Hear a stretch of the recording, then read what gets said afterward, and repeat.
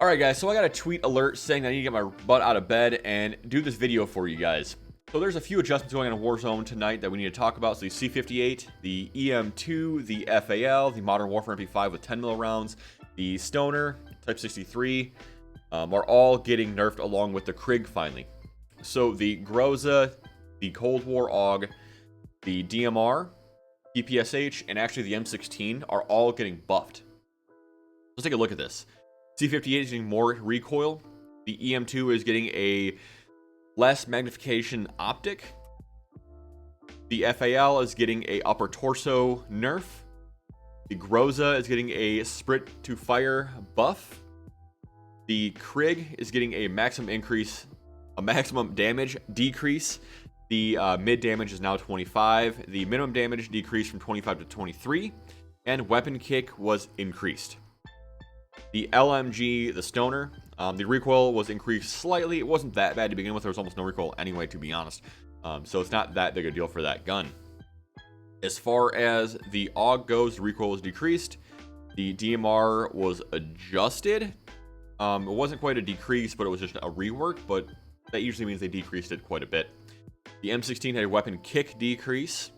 The Type 63 had a whole host of damage decreases because of the headshot multipliers and things like that. It went from 2.1 to 1.58.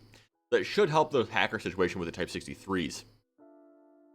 The Modern Warfare MP5 had the 10mm rounds damage changed from 34 to 31.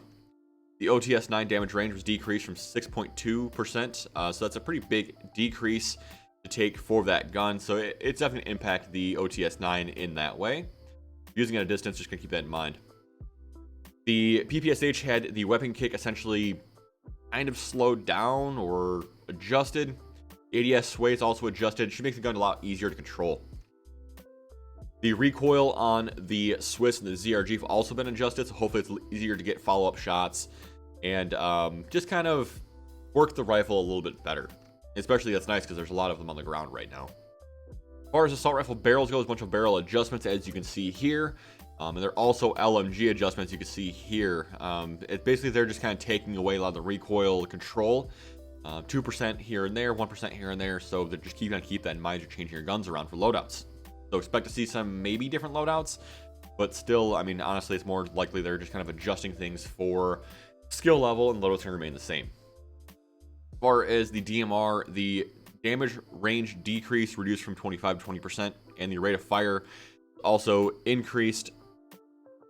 The rate of fire increase was reduced from 16.7 to 15%. So that's going to slow that TTK down a little bit for the DMR. As far as rear grips go, the ADS speed increase was reduced from 9% to 7%, which is kind of going to be a point about that sprint to fire increase. Just kind of keeping that in mind. But guys, that's the adjustments for this update. It's a pretty feature-rich update. Tomorrow morning, be sure to hit the subscribe button because we're going to have a update video on all of this with in-game footage once this update goes live.